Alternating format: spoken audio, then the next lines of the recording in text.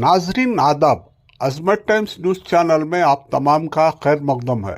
अंजुमन तरक्की उर्दू हिंद कर्नाटका के नायब सदर व साबिक वज़ीर आज़म वीपी सिंह मरहूम के मुशीर सैयद अशरफ ने अपने गुजारे हुए दिनों को याद करते हुए यौम उर्दू के मौके पर तलबा और तलबात के सामने मरहूम APJ अब्दुल कलाम के चंद अजीम ख्यालात से आगाह कराया। सुनिए उन्हीं की ज़बानी।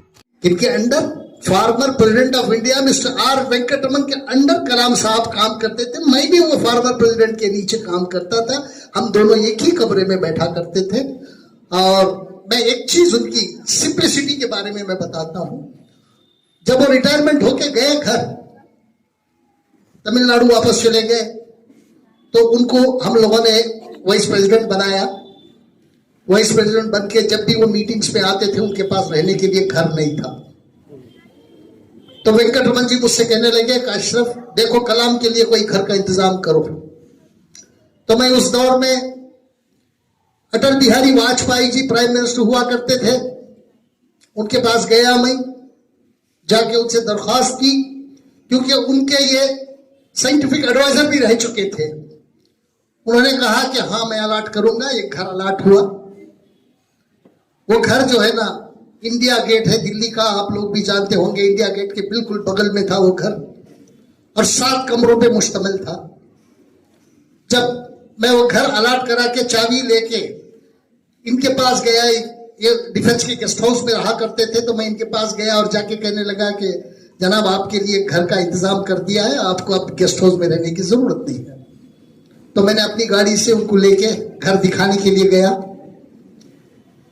जब घर देखे सारा अंदर बाहर सब देखे, गार्डन वार्डन सब देखे, और मुझसे कहने लगे कि अशरफ ये बहुत ही खूबसूरत मकान है, ये तो बहुत बड़ा बंगला है।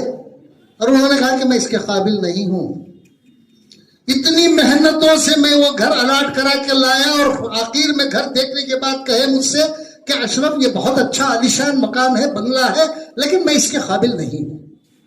उन्होंने कहा कि मुझे एक कमरे वाला मकान चाहिए, एक कमरा, एक जो है ना पढ़ने लिखने के लिए मुझे एक छोटा सा कमरा और एक बाथरूम और छोटा सा किचन, इसका इंतजाम करो, तब मैं खुश हूंगा। आज मैं इससे खुश नहीं हूं।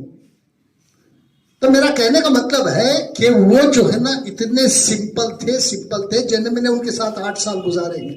मैं सिर्फ प्राइम मिनिस्टर के साथ ही नहीं, प्राइम मिनिस्टर के साथ मैंने 10 साल गुजारे थे, इनके साथ भी मैंने 8 साल गुजारे।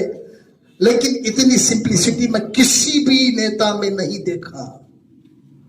जब ये प्रेसिडेंट हो गए तो मैं इनसे मिलने गया, जाके कहने लगा आज आप एक कमरे का मकान मांग रहे थे, आज 400 कमरों के मकान में आप बैठे हैं। तो हंस के मुस्कुरा के मुझसे कहने लगे कि अशरफ मैं क्या करूं, ये मेरी मजबूरी है, क्योंकि मैं दूसरे लोगों को दिखाना है कि मैं राष्ट्रपति हूं। जब तक मैं हूं मुझे मजबूरन इसमें रहना पड़ेगा।